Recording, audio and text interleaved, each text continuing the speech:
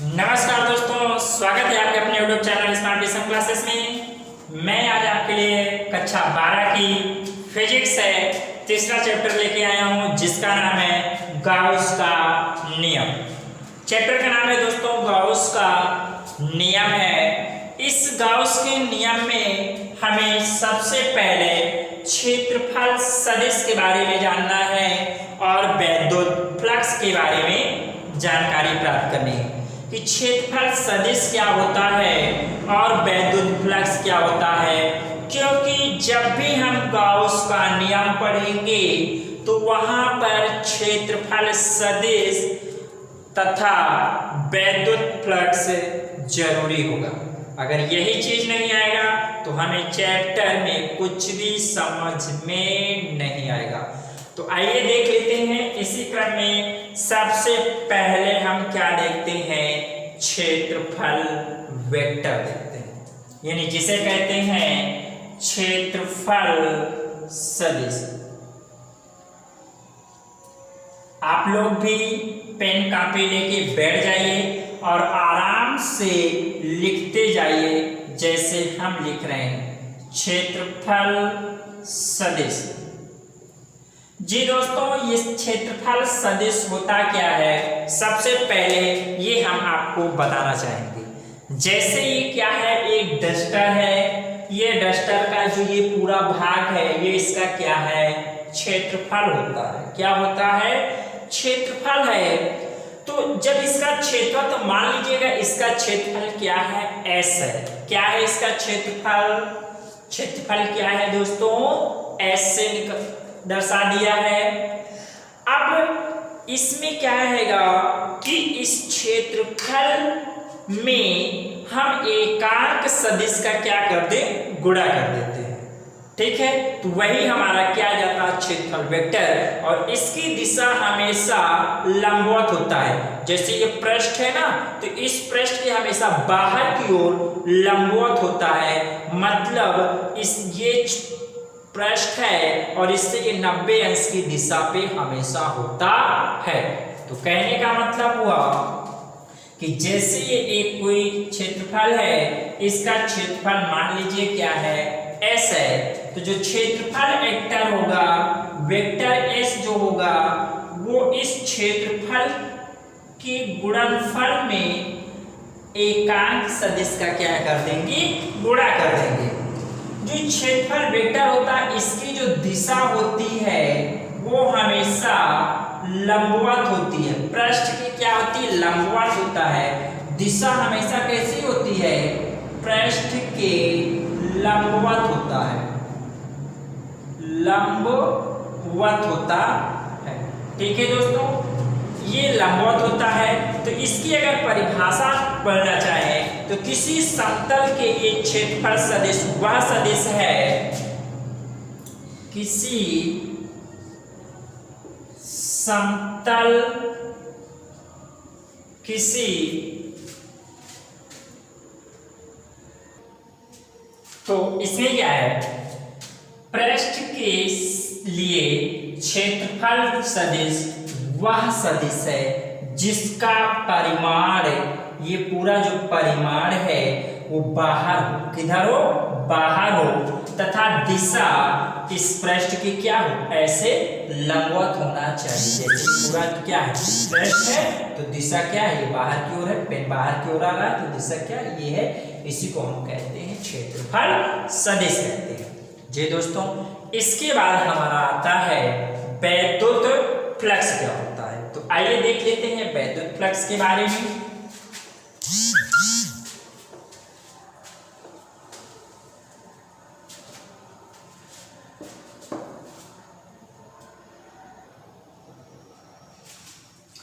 तो वैद्युत फ्लक्स क्या होता है, तो आइए देख लेते हैं। पहले इसको हम क्या करते हैं, समझ लेते हैं। तो जैसे हमने क्या लिया है, एक ये कॉपी ले लिया है, ठीक है।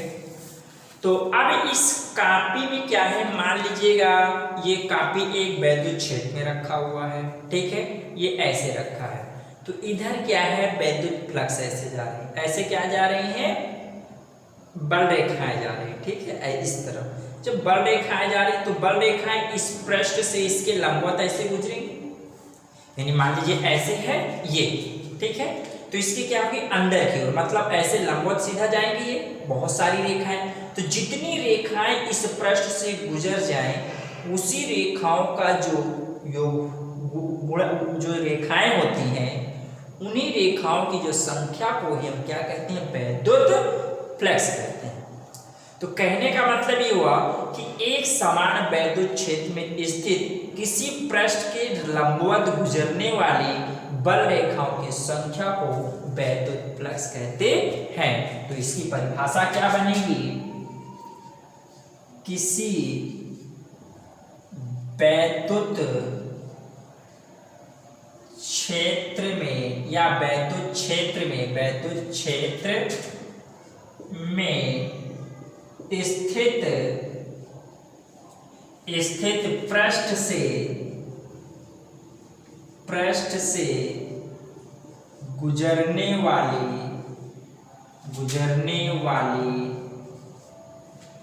बल रेखाओं की संख्या को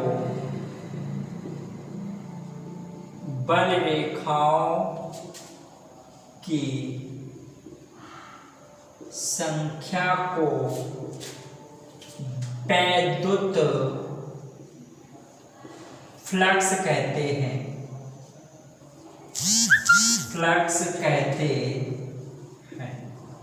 इसे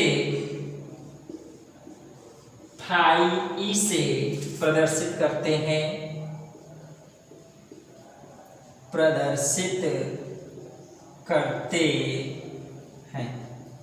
ठीक है दोस्तों, इसे किससे प्रदर्शित करते हैं, फाई ई से दर्शाया जाता है। अब देखिएगा इसमें क्या है, वैद्युत फ्लक्स में ध्यान देना आप लोग थोड़ा सा कि जो वैद्युत फ्लक्स क्या है, जैसे मान लीजिएगा ये आपका कोई क्या है पृष्ठ है, ये क्या है कोई पृष्ठ आपका दिया हुआ है और इस पृष्ठ से ये मान लीजिएगा क्या है बल रेखाएं ऐसे जा रही हैं और किसी समय जो क्षेत्रफल वेक्टर है मान लीजिए ऐसे है, बीच का कोण क्या थीटा है, ठीक है, तो ये क्षेत्रफल वेक्टर है मान लीजिए एस है और ये बल रेखाएं इधर जा रही हैं जिसको हम वेक्टर ई से दर्शाते हैं। किससे दर्शाते हैं, वेक्टर ई से। तो यहीं पे जो फ्लक्स निकलेगा तो फ्लक्स बराबर जो होता है वो क्या होता है, E vector E dot vector S, क्या होता है vector E dot vector S. कहने का मतलब इसके जो पूरा क्षेत्रफल है उस क्षेत्रफल से जितनी बल रेखाएं गुजर रही हैं उन दोनों का अदिश गुणनफल ही हमारा क्या कहलाता है, वैद्युत फ्लक्स कहलाता है। इसका मतलब एक परिभाषा ये भी बन गई कि एक समान वैद्युत क्षेत्र में स्थित किसी पृष्ठ से गुजरने वाले वैद्युत फ्लक्स या फिर ये कह सकते हैं एक समान रूप से वैद्युत क्षेत्र में स्थित पृष्ठ से गुजरने वाले वैद्युत फ्लक्स का मान वैद्युत क्षेत्र तथा क्षेत्रफल वेक्टर के अदिश गुणनफल के बराबर होता है। कहने का मतलब वैद्युत क्षेत्र तथा क्षेत्रफल वेक्टर के अदिश गुणनफल के बराबर वैद्युत फ्लक्स होता है। जी दोस्तों, अगर इसको हम सॉल्व करें तो फाई ई बराबर होता है ई एस कॉस थीटा, क्योंकि हमने 11th में पढ़ा है vector A dot vector B बराबर होता है ए बी कॉस थीटा, तो वहीं पे vector E dot vector S बराबर ई एस कॉस थीटा लिख सकते हैं। ये हमारा क्या होगा फार्मूला, एक ये भी फार्मूला है एक ये भी फार्मूला है, कहीं भी किसी की भी जरूरत पड़ सकती है। ठीक है, तो आइए देख लेते हैं इसका मात्रक, अगर देखना चाहें तो मात्रक देख लेते हैं। तो मात्रक क्या होगा इसका, अब बताइए यहाँ ये क्या है, वैद्युत फ्लक्स दिया, क्या दिया है वैद्युत फ्लक्स है, और वैद्युत फ्लक्स का मात्रक हमने क्या पढ़ा है वोल्ट प्रति मीटर, क्या पढ़े हैं वोल्ट प्रति मीटर। क्या पढ़े हैं? वोल्ट प्रति मीटर, या ऐसे लिख लो वोल्ट प्रति मीटर गुणित क्षेत्रफल क्या है? Metre square. एक मीटर कट जाएगा तो क्या हो जाएगा? वोल्ट मीटर आ जाएगा। अथवा इसी को हम क्या कहते हैं?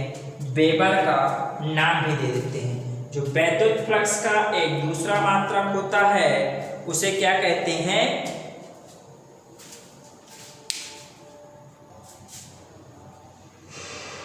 जी दोस्तों, तो हमने यहाँ जो वेबर होता है ये चुंबकीय फ्लक्स का होता है, थोड़ा मिस्टेक हो गया है, तो इसका मात्रा क्या होगा? वोल्ट मीटर होता है।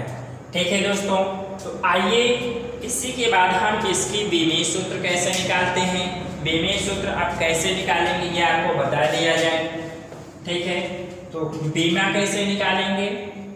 बीमीय सूत्र, तो बीमीय सूत्र निकालेंगे फाई ई की। जब बीमा निकालेंगे तो यहाँ पे क्या वेक्टर ई की बीमा आएगी। किसकी बीमा? ई की बीमा, और एस की बीमा आएगी। ठीक है, ई का मतलब हमने क्या पढ़ा है? ई बराबर पढ़ा है एफ अपान क्यू, पीछे वाले चैप्टर में पढ़े हैं। तो ई का भी आपका बीमा क्या होगा? M L T T minus two आ जाएगा, M L T minus to.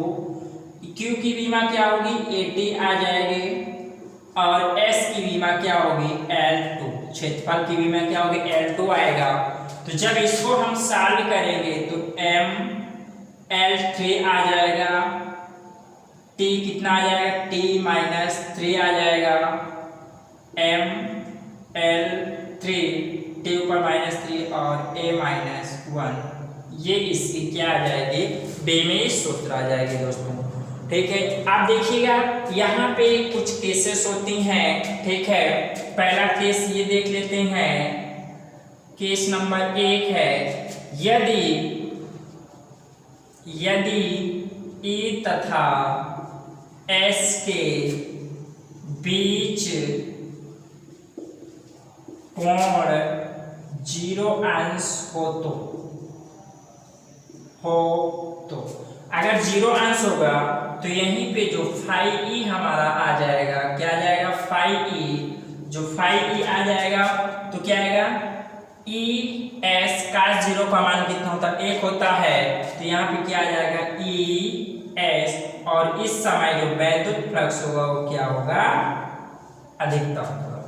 अगर यहीं पे थीटा क्या हो जाए? 90 हो जाए तो फाई जो ई होगा वो ई एस cos 90, और cos 90 का मान 0 होता है, तो फाई ई का मान क्या हो जाएगा?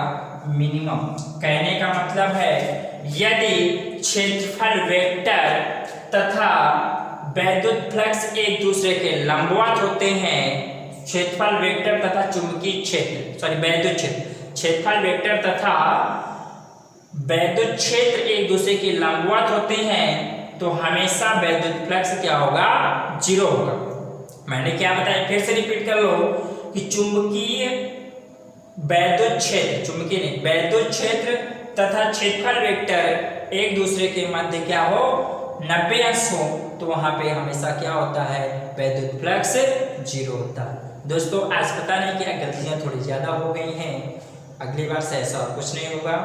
थोड़ा माइंड भी डिस्टर्ब है, माइंड स्थायी नहीं है, इसलिए ऐसा थोड़ा हुआ है। धन्यवाद दोस्तों। अगला वीडियो अगले उसमें देंगे, क्योंकि माइंड थोड़ा सूटेबल नहीं है तो वीडियो बनाने में अच्छा भी नहीं लगता।